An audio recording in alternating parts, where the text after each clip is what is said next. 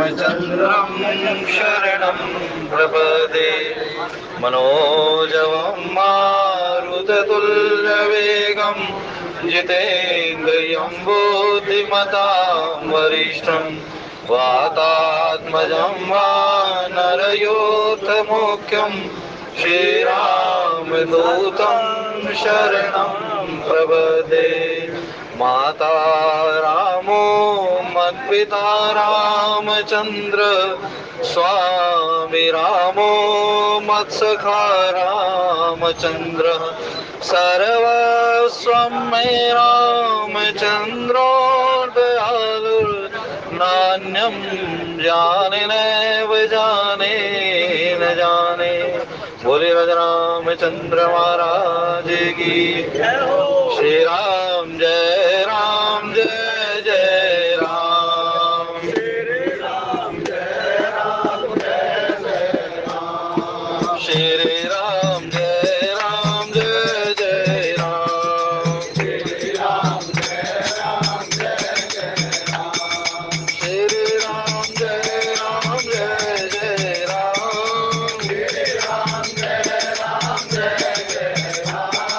श्री राम जय जय राम। श्री राम जय जय राम।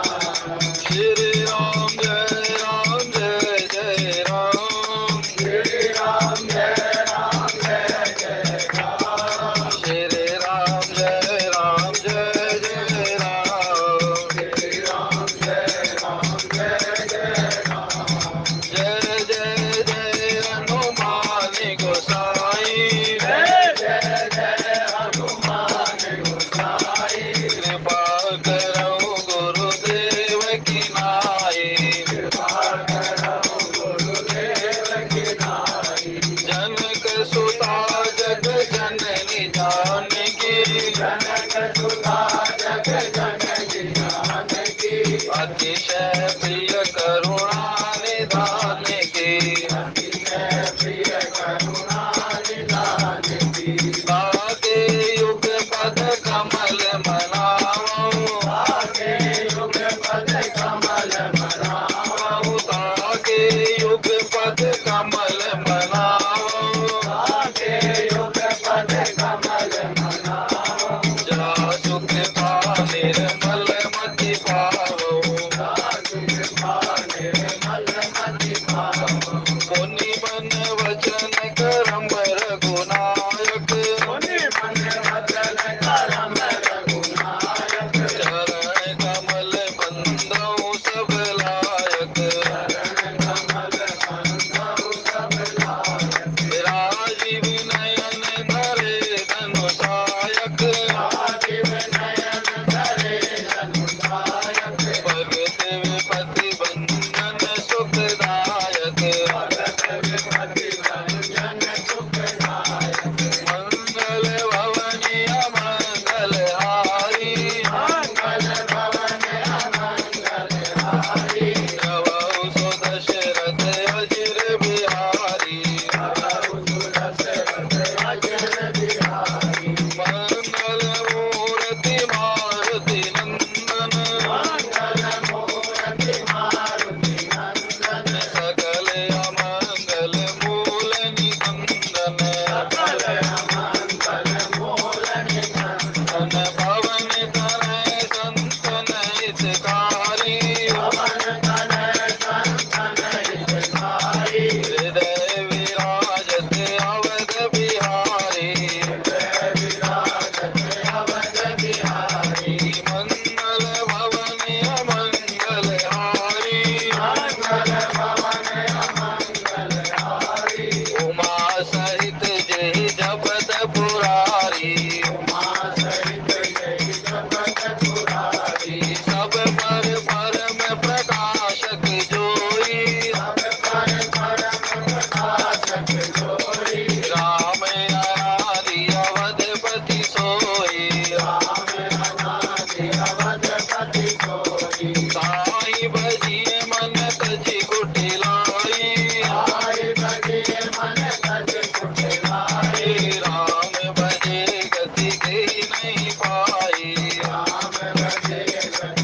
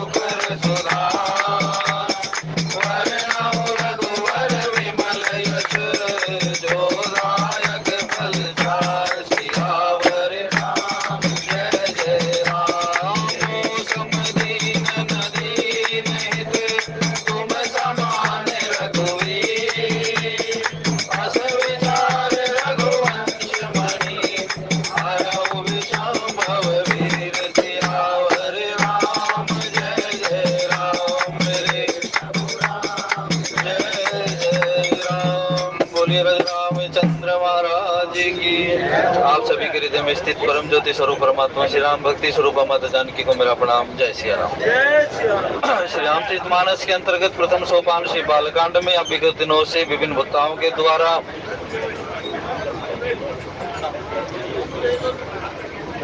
इस कथा का श्रवण करते आ रहे हैं।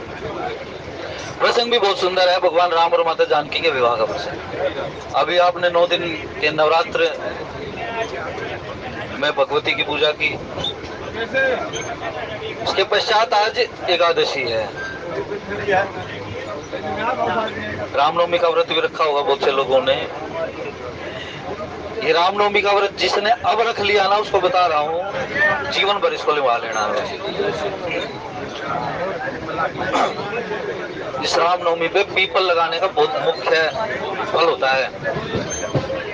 आज जैसे एकादशी है तो एकादशी का व्रत हम मानते हैं तो एक ही दिन का होता है, 3 दिन का व्रत होता है। ये 10वीं से आरंभ होगा।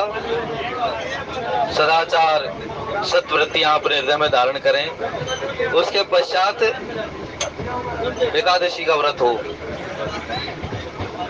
संभवतः तो निर्जला होता है व्रत, लेकिन इतना कठिन व्रत गृहस्थियों के लिए नहीं बताया गया।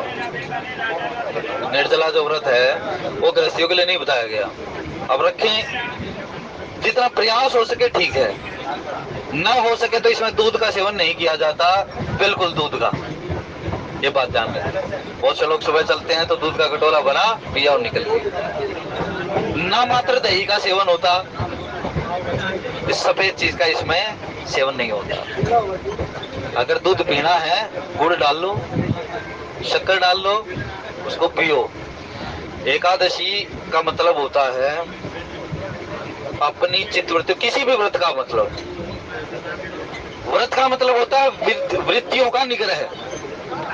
जो हमारे अंदर वृत्तियां रहती है ना, जैसे पूर्णिमा का समय आता है तो पूर्णिमा के समय क्या होता है, व्यक्ति के अंदर का काम और व्यक्ति के अंदर की चिंताएं ये बहुत ज्यादा बढ़ जाती है। मानसिक रूप से पूर्णिमा का व्रत, पूर्णिमा के आसपास का जो समय है, मानसिक रोगियों के लिए बहुत विकट रहता है। ये हार्ट अटैक की जितनी शिकायतें होती है उसी आसपास में होती है। हम कह देते हैं शुक्ल पक्ष में ही चंद्रमा बलि होता है, लेकिन शुक्ल पक्ष और कृष्ण पक्ष दोनों में ही चंद्रमा बलि होता है, ग्यारह से लेके पंचमी तक। आज जो एकादशी का व्रत है महाराज, इसका मतलब इतना ही है कि भगवान का जितना चिंतन हो सके उतना ही करना चाहिए। किसी भी व्रत में ये मुख्य रूप से है कि भगवान का चिंतन हो सके, इसलिए व्रत किया जाता है। इसको उपवास भी कहते हैं। उपवास का मतलब होता है, उप का मतलब होता है निकट और वास का मतलब होता है बैठना। जिस व्रत के करने से हम भगवान की निकटता को प्राप्त करें उसको उपवास कहा जाता है। यदि व्रत करके भी हमारे अंदर ये वृत्ति उत्पन्न हुई तो व्रत करने का कोई फायदा नहीं है भाई, तो व्रत छोड़ देने चाहिए। लेकिन व्रत करने के बाद, अभी हमारे संचालक महोदय बता रहे थे ना, चाट पकौड़ी मत बनाना। वास्तव में तो हमें घर पर गेहूं भी नहीं खाना चाहिए। हम गेहूं की रोटियां बनाते हैं ना, जो मोटा अनाज होता है उसका भोजन करना चाहिए, तब इंद्रियों का निग्रह हो सकता है। गेहूं से इंद्रियों का निग्रह नहीं हो सकता भाई।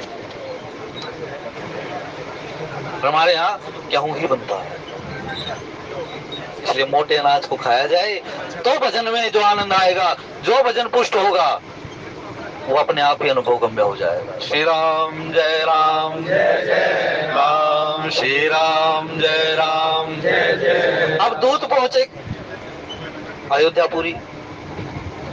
दूतों ने जाकर पत्रिका दी। जनक जी दशरथ जी महाराज ने उठ कर ली और दोबारा बैठ गए। बैठे, पढ़ी, लेकिन अधूरी पढ़ी, वो पूरी नहीं पढ़ी। वहां कहते हैं श्री राम जय जय राम, श्री राम जय जय राम। वह बहुरी शब्द आया है। वहां दशरथ जी महाराज ने बहुरी शब्द लिखा कि दोबारा उठे हैं वो और पढ़ी है, फिर गुरु के पास गए हैं। और वहां क्या कहा उन दूतों ने कि महाराज, दशरथ जी महाराज ने पूछा, तुमने क्या उनको अपने नेत्रों से देखा है? कहले महाराज कैसे बात कर रहे हो, हमारे ही घर में गए हुए हैं, क्या हम ही नहीं देखेंगे उनको? बोले नहीं, मैं अपने नेत्रों से अच्छी तरह देखने की बात कर रहा हूं। अब चले जा रहे हो, देखा, कहते ना, भैया कहूं कुशल दो बारे, तुम नीके निज नयन निहारे। अपने नेत्रों से क्या तुमने उनको देखा है? महाराज जी हमारे 2 नेत्र तो हमने देखा है। बोले मैं नेत्रों की बात नहीं कर रहा, तुम विदेह नगरी में रहते हो, विदेह राज के अधीनस्थ हो, और तुम खुद विदेह हो, तो अपनी निज आंखों से तुमने उनको देखा या नहीं देखा? मानो के अंतर से तुमने पहचाना है, नहीं पहचाना उनको? क्योंकि नगरी, देखो, जब हमारे सामने कोई व्यक्ति होगा ना, मान लो उसके मन में बहुत ज्यादा चिंताएं होंगी, बहुत ज्यादा परेशान व्यक्ति होगा, जैसे ही हमारे सामने खड़ा होगा तो हमें भी परेशान करेगा। क्यों परेशान करेगा? उनको देखने मात्र से परेशानी नहीं आएगी, उलूल जुलूल उनके जो क्वेश्चन हैं, अपने मन में शांति नहीं है तो दूसरे को परेशान करते फिरते हैं। ये हमारे अंदर की बात है। लेकिन दशरथ जी महाराज यहाँ क्या कह रहे हैं? खुद भगवान के प्रति प्रेम है ना, तो उसी प्रेम को उनसे पूछा, क्या तुम्हारे अंदर भी उनको देखकर वो प्रेम उत्पन्न हुआ है? नहीं हुआ। मणिपुन फणी जी में जल बेन मीना, मम जीवन में तुम्हारी अधीना। जिस प्रकार से मणिधारी सर्प की मणि खो जाए और जल के बिना मीन तड़पती हुई अपने प्राणों का त्याग कर दे, हे भगवान, ऐसे ही मम जीवन तिमि तुम ही अधीन, ऐसे ही मेरा जीवन तुम्हारे अधीन रहे। तो आज पूछते हैं, तुम्हारे तो नगर में गए हुए हैं, तुम्हारे तो आप बिल्कुल कितने दिन हो गए हैं उनको वहां पर गए हुए, क्या तुमने अच्छी तरह से उनको देखा? नहीं देखा। अब तुमने नहीं देखा होगा तो मैं उनका स्वरूप बताता हूँ। अपने आप ही दशरथ जी महाराज उसी लाइन पर चले कि तुमने नहीं देखा, तुमने नहीं पहचाना, तो मैं बताता हूँ, उनकी पहचान बताता हूँ। श्याम गौर दरे धनुबा था, श्यामल गौर दरे धनुबा। एक श्याम है, एक गौर है, हाथों में धनुष बाण धारण किए हुए हैं। इसका भी आध्यात्मिक महत्व है। विदेह नगरी में गए हुए हैं तो ऐसा स्वरूप है कि मानो नहीं विलोकत अति अनुरागा, बर बस ब्रह्म सुख ही मन त्याग। कि देखो, मैं बता रहा हूँ, उनका श्याम और गौर शरीर है, और वो ऐसे हैं कि तुम्हारी विदेह नगरी में गए हुए हैं तो विदेहों का भी विदेह भाव छूट जाता है उनको देखकर। ये श्याम और शरीर, श्याम और गौर सुंदर जो शरीर है, गोले का मतलब ये नहीं कि वो चमकदार शरीर के हैं। गोरा तो बहुत व्यक्ति हो जाते हैं भाई, गौर वर्ण के तो आकर्षण छवि नहीं होता, आकर्षण छवि में नहीं होता, लेकिन गोरे से भी हो जाते हैं। लेकिन उन्होंने कहा वो दोनों ऐसे हैं कि विदेह नगरी में जाकर भी विदेहों के विदेह भाव को भी छुड़वा दें, ऐसे वो हैं, उनका शरीर है। हाथों में धनुष बाण धारण किए हुए हैं। तुम निराकार की उपासना करते हो, तुम उस ब्रह्म तत्व में समाहित हो, लेकिन महाराज वो तो ऐसे हैं कि अपने उस स्वरूप को देखकर किसी के मन में ना भी चिंता हो तो भी उसके मन में भाव आ जाए कि भगवान मेरे भी कष्ट कारण कर लो। कष्ट कौन सा है? कहे हनुमंत विपत्ति प्रभु सोई, जाओ तब सुमिरन भजन। निराकार में भजन नहीं होता। और भगवान के इस श्यामल गौर शरीर को देखकर किसी के मन में यदि भजन करने ये पछतावा आ जाए, अरे मैंने तो भजन किया ही नहीं, मेरा तो जीवन ही व्यर्थ हो गया भजन करे बिना। राधा बाबा को जानते हो ना, नाम सुना होगा। परम वैरागी थे और परम निराकार भक्त थे वो। चले गए एक बार सेठ जी के वहां, जयदयाल गोयंका जी के वहां भागवत कथा हो रही थी, और पूछा, अब कथा हो रही थी तो वहां लीला भी थी। राधा बाबा को सुहाया नहीं वो, बोले मैं जा रहा हूँ उठ के यहाँ से। बोले क्यों? बोले इस कीर्तन में, झांझ मंजीरे में, इस शोर शराबे में मेरे को आनंद नहीं आता, मैं तो अपने आत्म तत्व का रस आस्वादन करना चाहता हूँ। आपकी जैसी इच्छा महाराज, चले जाओ। अब रात को 2 बजे भी कीर्तन हो गया वहां शुरू। अब बड़ी परेशानी हुई बाबा को, बोले भाई ये तो भजन करने नहीं देंगे। उठे गए, बोले इसको भजन को बंद कर लो यहाँ। बोले क्यों? मेरा ध्यान नहीं लग पाता। ठीक है, और साथ दे दिया हनुमान प्रसाद पोदार जी का। अब जब हुई, 1 दिन गया, 2 दिन गया, जब होने लगे, जब वो अपना निराकार का ध्यान लगाने लगे तो उन्हें वहां उसी गीता वाटिका में बंसी की आवाज आने लगी, ध्यान में ही। क्योंकि ध्यान क्या होता है? ध्यान का मतलब होता है बिल्कुल विचार शून्यता, जहां कुछ नहीं हो, मैं रुमोर तोड़ते माया, इन सबको छोड़ देता है जहाँ व्यक्ति कोई भी विचार ना उसको ध्यान अवस्था कहते हैं। लेकिन कहा उनको बंसी की आवाज आने लगी। अब देखा कौन बंसी बजा रहा है यहाँ पर, मेरे भजन में विघ्न डाल रहा है, मेरे ध्यान में विघ्न डाल रहा है। बाहर गए तो कोई नहीं, जितनी बार भी बैठे उतनी बार बंसी की आवाज सुनाई दी। सुबह उठे तो सेठ जी के सामने विनती गुजारी, महाराज मेरा भजन नहीं हो पाता, मैं तो जा रहा हूँ। बोले कोई बात नहीं, एक बार आप है ना हनुमान जी से मिल लेना, पोदार जी से, भाई जी कहते हैं उनको। बोले एक बार उनसे मिलकर चले जाना। बोले ठीक है।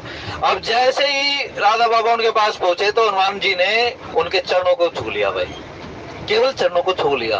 और चरणों को छूते ही महाराज उनके हृदय में वो प्रस्फुटन हुआ है, प्रेम अंकुरित इतना हुआ है कि उसके बाद तो प्रेम छूटा ही नहीं है, ध्यान पाया ही नहीं उनको। और फिर अब देख लो उनकी एक कई खंड है उस पुस्तक के, महाभाव दीपमणि। उस पुस्तक को यदि पढ़े तो भगवान शंकर की इतनी अनुकंपा रही राधा बाबा पर कि जो मांगा वो पाया है। इसीलिए यदि भगवान को प्राप्त करना है, यदि राम जी का प्रेम प्राप्त करना है, ठाकुर जी का प्रेम प्राप्त करना है, तो प्रथम तो भगवान शंकर की शरण में जाना होगा। यहाँ कहा, अब मैं तुम्हें उनका स्वरूप बता रहा हूँ, वो तो विदोह का भी भाव हरण कर लेने वाले, और साथ में एक मुख्य रूप है। बोले मुख्य रूप क्या है? साथ में कौशिक ऋषि है। अब साथ में कौशिक ऋषि, तो कौशिक ऋषि कौन है? कौशिक ऋषि उस समय उनके पिता है। पहले ही बताया पिता की 5 संज्ञा दी गई हमारे यहाँ, पुराणों में 5 हैं, संहिताओं में 7 हैं। जन्म देने वाला,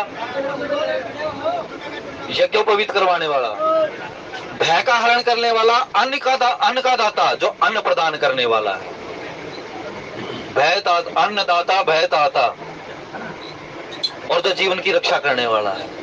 इनमें से 3 भाव घटे कौशिक जी महाराज में, और 2 भाव घटे दशरथ जी महाराज में। जन्म दिया, यज्ञोपवीत करवाया दशरथ जी महाराज, अन्न दिया, भय का हरण किया, और उसके पश्चात उनके जीवन की रक्षा की विद्यादाता, अन्नदाता, भयत्राता, ये जो है ये 3 कौशिक जी महाराज रहे। अन्न का दान दिया, मैंने पहले भी इसकी चर्चा की कि उन्होंने आलाबला नाम की 2 विद्याएं दी। भय का हरण किया कि महाराज जहां जा गए हैं तो उनको सुमार्ग दिखाया उसका। अरे विद्या तो प्रदान की, विद्या सकल समर्पी के, जितनी विद्याएं थी उनके पास, विश्वामित्र जी के पास, सभी राम जी को समर्पित कर दी। तो इनको पिता मानना चाहिए, इनको पिता के सदृश जानना चाहिए महाराज। विद्या देने वाला, जो ज्ञान देने वाला है, उसको इतना आदर होना चाहिए उस व्यक्ति का जितना अपने पिता का करता है। आज नहीं किया जाता। गुरुजनों का कौन सम्मान करता है?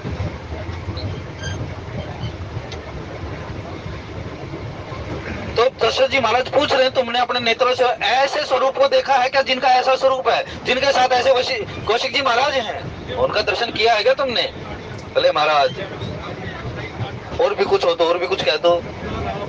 दशरथ जी महाराज बोले, जा दिन ते मुनि गए लवाई, तब ते आज साज सुधी पाई। जब से मुनि ले गए ना, आज से सच्ची खबर पाई हमने। तो अभी तक तो हम उड़ती उड़ती खबर सुनते थे कि राम जी ने वो मार दिया, राम जी ने उसको मार दिया, लेकिन आज हमें सच्ची सूचना मिली। बोले सच्ची सूचना कौन सी है? सच्ची सूचना यही है कि जिसने उसको देखा आज वो सामने आ गए। इसीलिए यहाँ था किसी के भी पीछे नहीं लगना चाहिए, पीछे लगो उसके जिसने उसे जान लिया हो। गीता में भगवान कृष्ण इसी बात को इंगित करते हैं, सबके पीछे नहीं लगना चाहिए। किसी तत्वदर्शी महात्मा के पास जाओ जिसने उसका अनुभव किया हो, क्योंकि अगस्त्य जी कह देते हैं ना, अनुभव गम्य बजही जेहि संता, यद्यपि अखंड ब्रह्म अनंता। यद्यपि ब्रह्म अखंड अनंता, यद्यपि तो महाराज वो ब्रह्म अखंड है, अनंत है, उसका कोई वर्णन नहीं कर सकता। लेकिन तुमरे कछुक प्रभाव खरारी, महाराज तुम्हारे प्रभाव से मैं आपके उस अखंड अनंत अनामय स्वरूप का कुछ तो वर्णन कर सकता हूँ। किसने कहा? किसी ने नहीं कहा, लेकिन एकमात्र अगस्त्य जी ने कहा कि आपके प्रभाव से मैं आपके उस निराकार स्वरूप का मैं कुछ वर्णन कर सकता हूँ। ये बताओ, इतना कोई कह देगा कि निराकार ऐसा स्वरूप है, निराकार का ऐसा स्वरूप, लेकिन वो कह देते हैं कि महाराज तुम्हारे कछुक प्रभाव बरारी, आपके कुछ प्रभाव से मैं आपको जानता, इसीलिए तो कह देते हैं सोई जानऊ जय देव जनाई, जानई तुम ही होई जाई, और तुम्हारी कृपा तुम ही रघुनंदन, जानई भक्त अतुलित। तो इसीलिए तो मानस कहती है कि उसी की शरण में जाओ जिसने उसको जाना हो। श्री राम जय राम जय जय राम, श्री राम जय राम जय जय राम। अब कह देते हैं, अब मैं एक बात और कह देता हूँ, कहो विदेह कवन विधि जाने। भाई तुमने तो जान लिया होगा, लेकिन मुझे बताओ जनक जी महाराज ने कैसे पहचाना उसको? अब ये मन में बड़ी चिंता कि पूरी प्रजा को तो चलो घूम घूम कर दर्शन दे दिया हो, लेकिन जनक जी महाराज ने कैसे पहचाना? वो तो नित्य ही उस ब्रह्म का रसास्वादन करते। अब जो ध्यान अवस्था में ही है उसको किसी से चिंता क्या है भाई? ऐसे ऐसे महात्मा भी देखे हमने महाराज, 24-24 घंटे की समाधि लगाई है, ध्यान में चले गए तो चले गए। उनका उद्घाटन नहीं करना चाहिए, लेकिन ये अपने अनुभव की बात है कि 24 घंटे हमने देखा है, हमने गुरुजनों से भी सुना है कि उन्होंने भी उनको अपने गुरु को देखा है, दादा गुरु को देखा है कि 24 घंटे की समाधि लग गई थी। और वो तो 24 घंटे की तब देखी थी जब उन्हें कुछ समय के लिए नींद आ गई थी। कितना समय रहा होगा? खुद हमने ऐसे लोगों को देखा है जिनकी 12 जितनी लंबी समाधि लगी है। इसीलिए जो अनुभव है उसका वर्णन करना चाहिए, लेकिन कैसे? और उन ही लोगों को ऐसे को देखा, उन समाधि वाले लोगों को ऐसा देखा है कि मानस जी पढ़ी है, गीता जी पढ़ी है, तो उसके पश्चात जो प्रेम का प्रस्फुटन हुआ है उसका वर्णन नहीं किया जा सकता। क्या हो विदेह कवन विधि जाने। मुझे बताओ जनक जी महाराज ने कैसे हमको जान लिया? अब जानने की तो बड़ी, क्योंकि मानस में खुद कह देते हैं कि जिसको जना देते हो, जिसको आप चाहो कि मुझे जाने, वही जान सकता है, और वो भी पूरा नहीं जान सकता।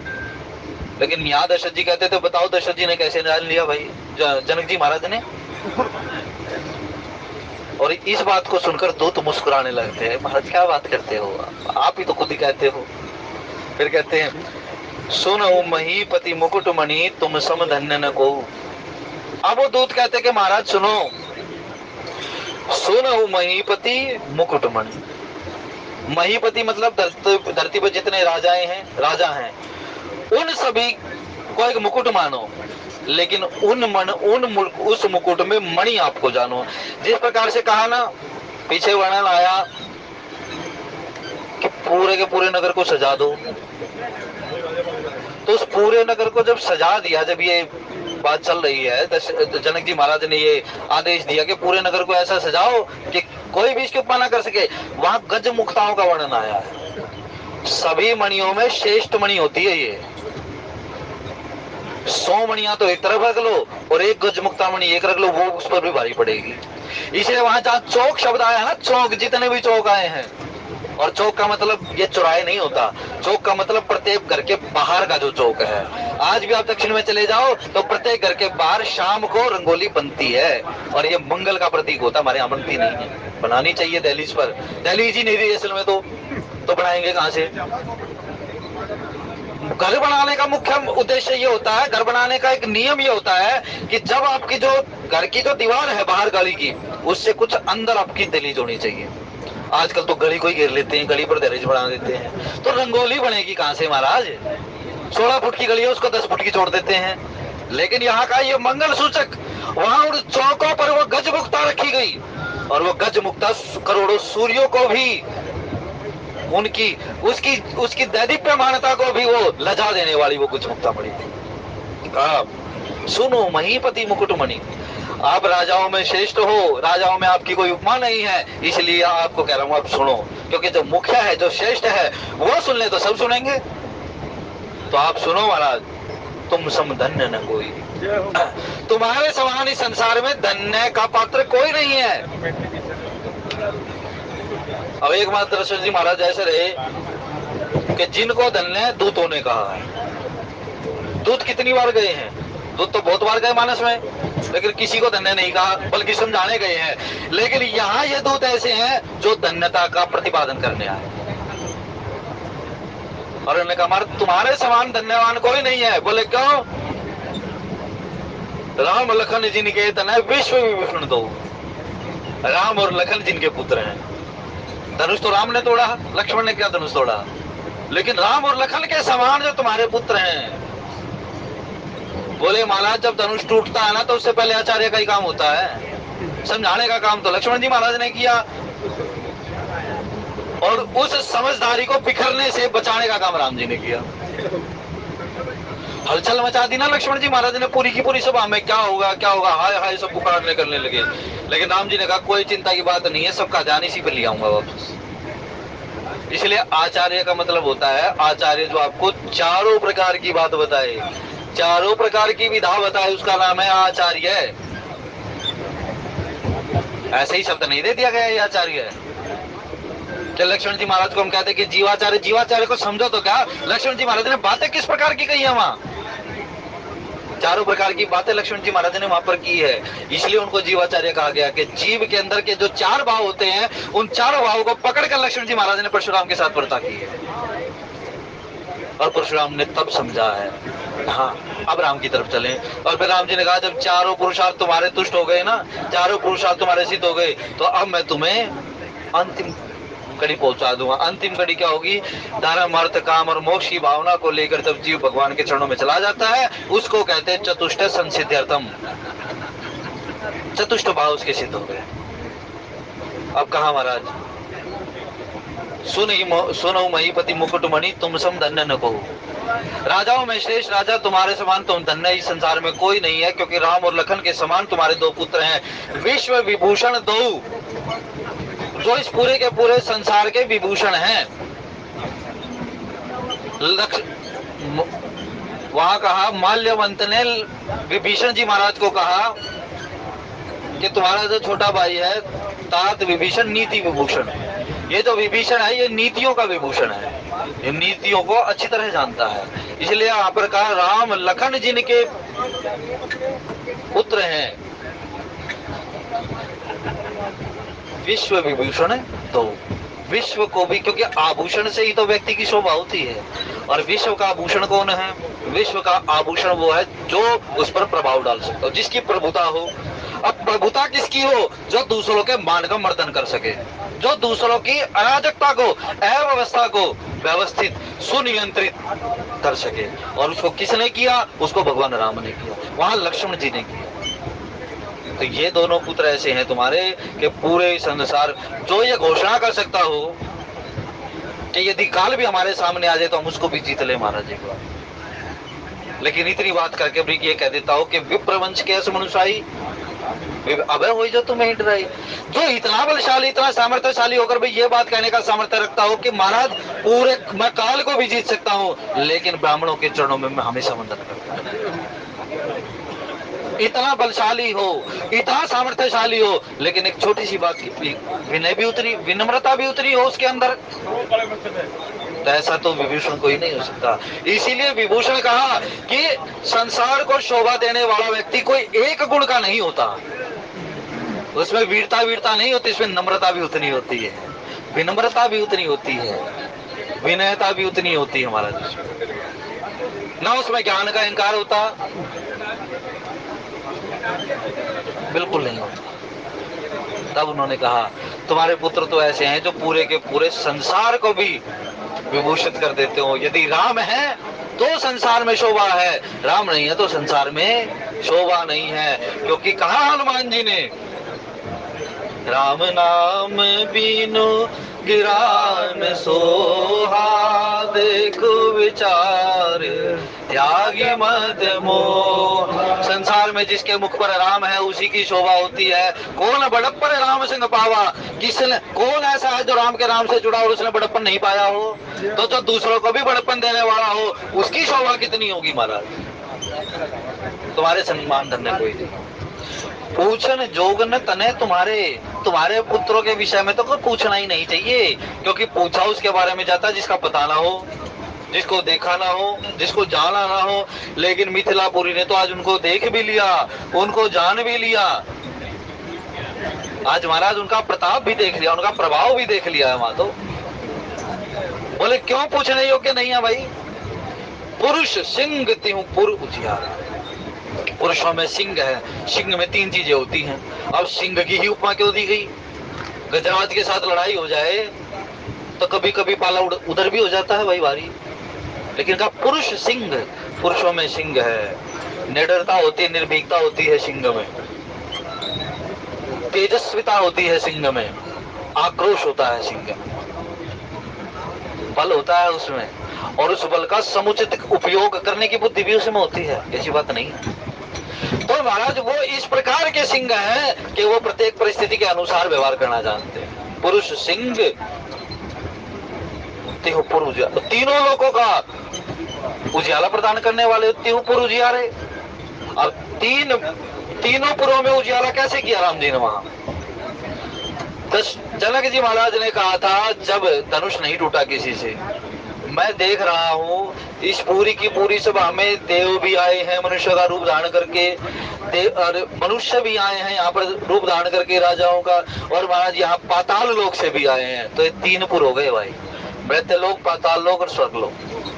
तो तीनों गुणों का अधिष्ठाता जो हो उसको कहते हैं तीनों पुरों को उजियाला करने वाले हैं। लेकिन वहां इन तीनों गुणों से प्रभावित नहीं हुए राम।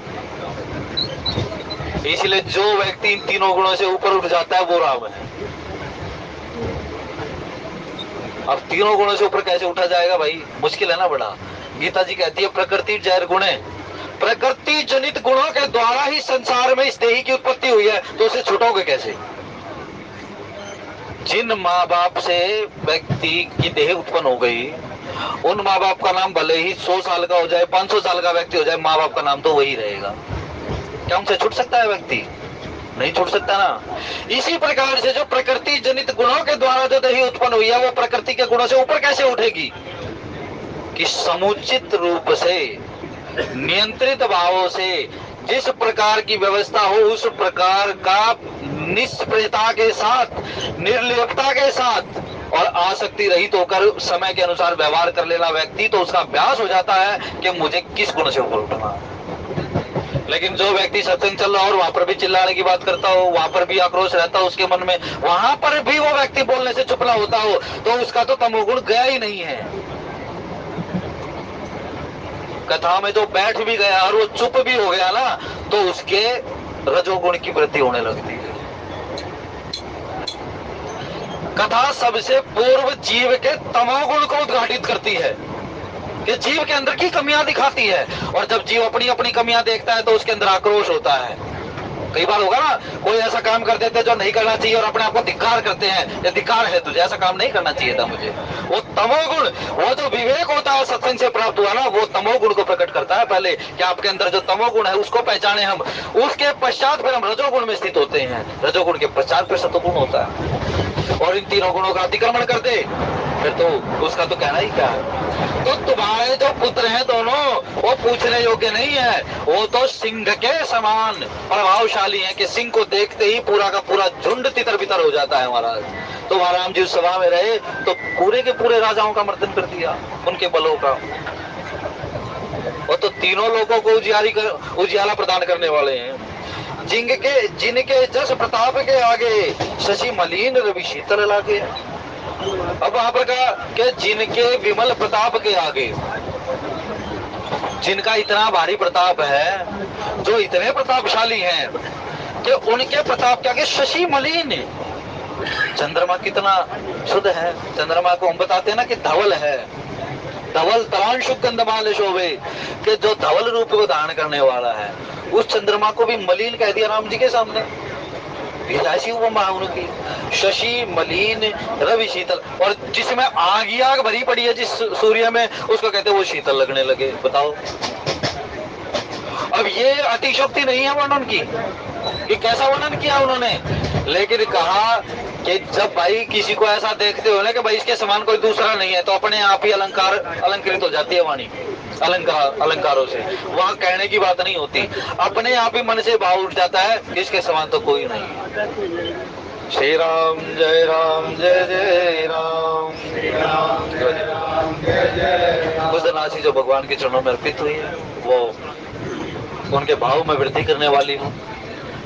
कहा अब शशि मलिन, चंद्रमा धवल है, शीतलता प्रदान करने वाला है, लेकिन महाराज वहां उस चंद्रमा से ज्यादा शीतलता प्रदान करने वाले तुम्हारे पुत्र राम हुए।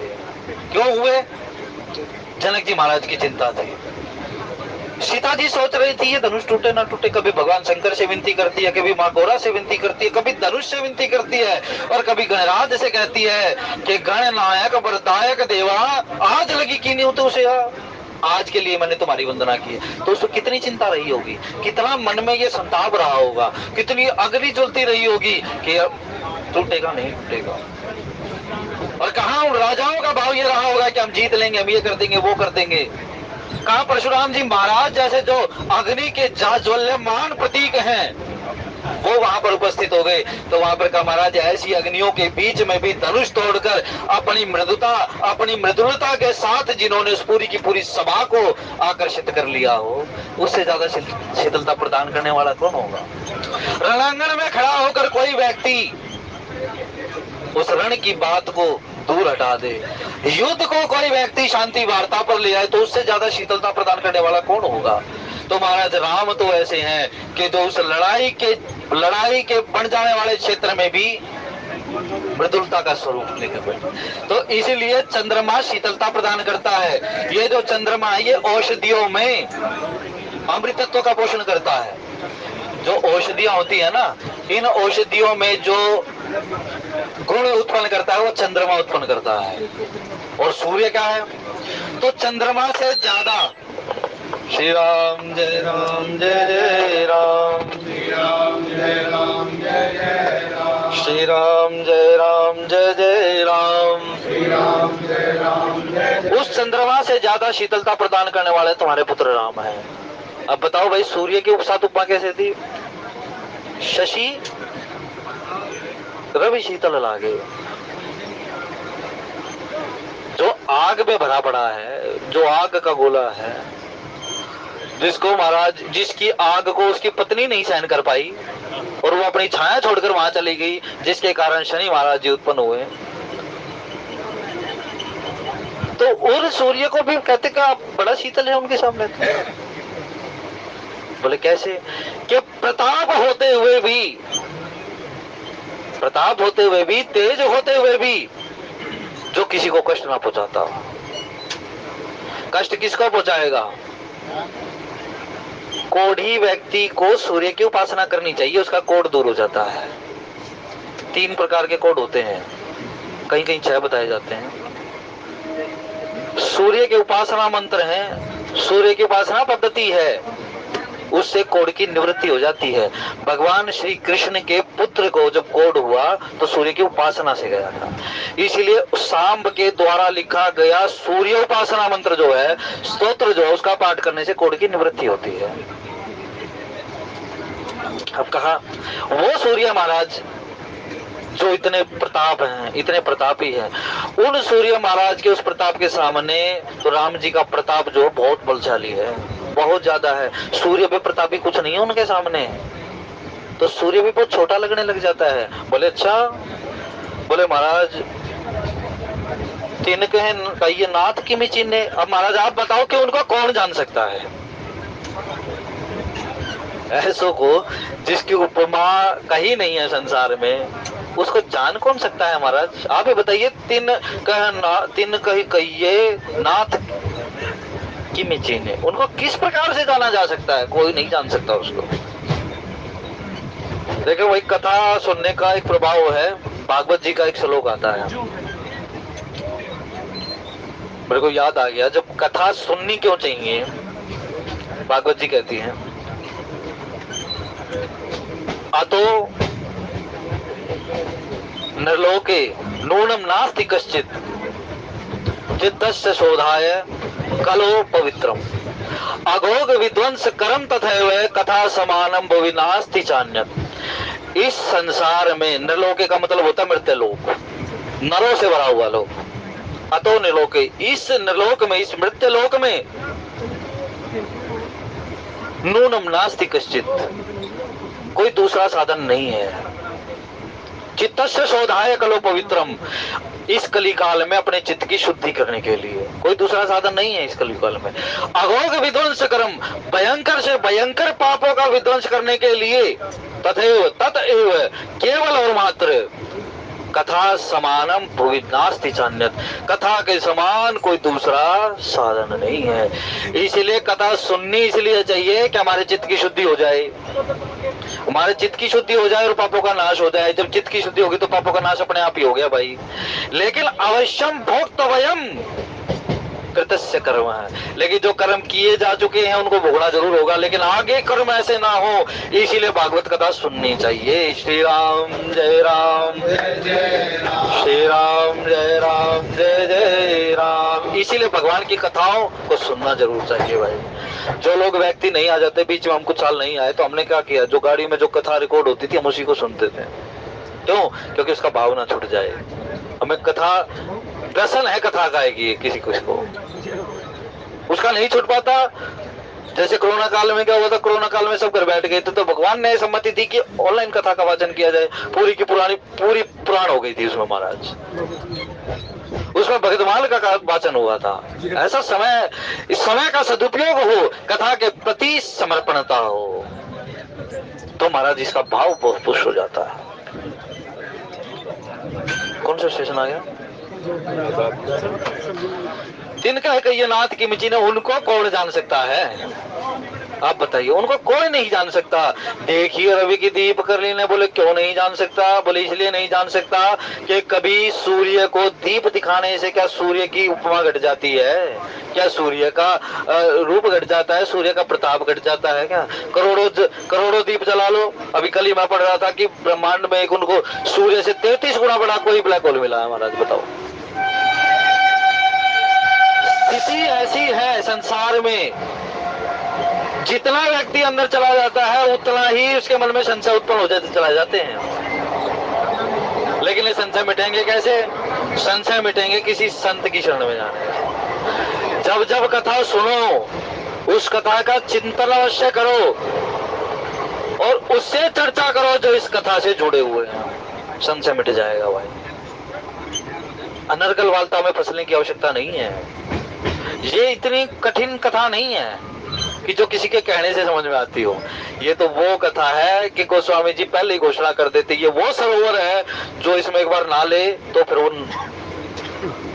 काग भी हंस बन के ही निकलता है। बस इसमें चलने की आवश्यकता है, कोई ज्यादा संशय में पड़ने की आवश्यकता नहीं है। तब उन्होंने कहा कि महाराज जिस प्रकार से सूर्य को दीप जलाकर नहीं समझा जा सकता, उसकी उपमा नहीं दी जा सकती, उसके उस स्वरूप को, उसके स्वभाव को, उसके प्रताप को कम नहीं किया जा सकता, ऐसे तुम्हारे पुत्र के प्रताप को कोई बातों में नहीं जान सकता, उसको देखकर कोई नहीं जान सकता। भगवान श्री कृष्ण को किसी ने देखा? जब राम जी चले हैं ना लक्ष्मण जी के साथ, तो वहां स्थिति क्या हुई? वहां पूर्व की नारियां कह रही हैं, अरे यही तो वो दिव्य स्वरूप है जो सीता के योग्य है।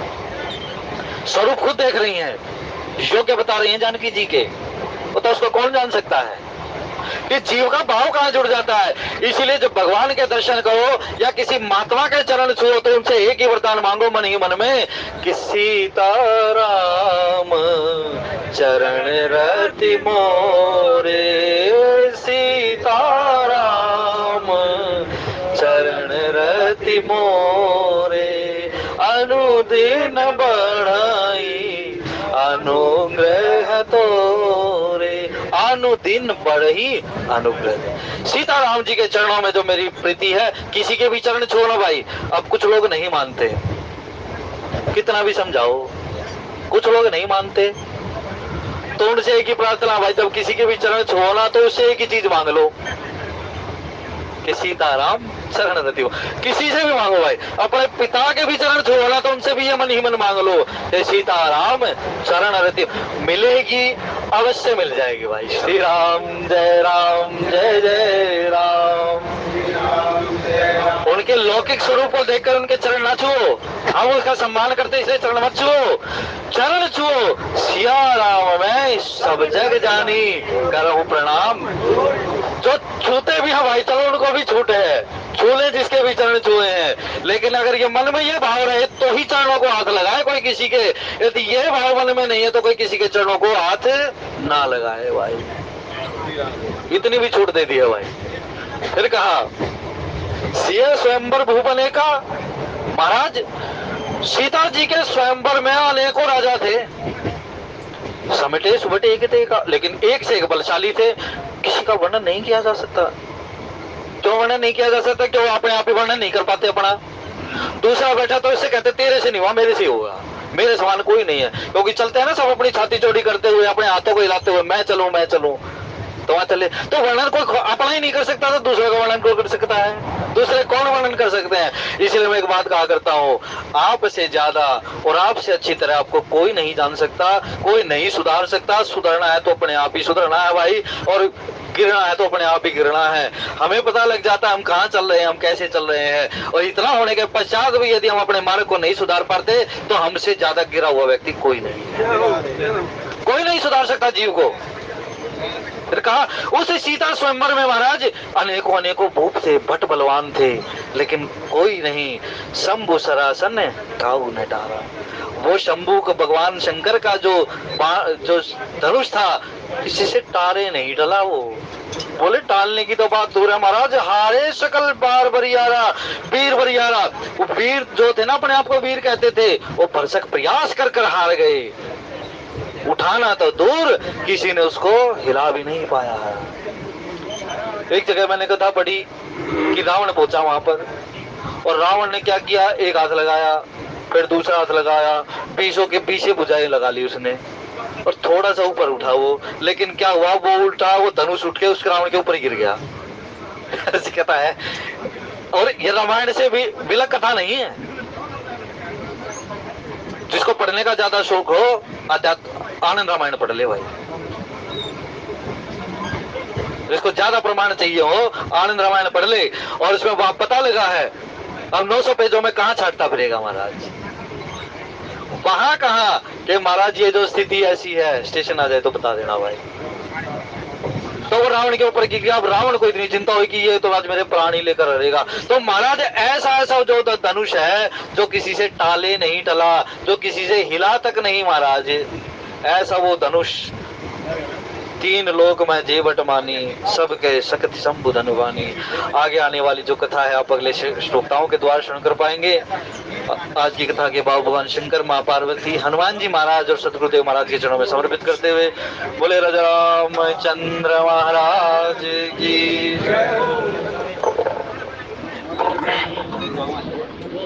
नीरज कौशिक जी का बहुत बहुत धन्यवाद।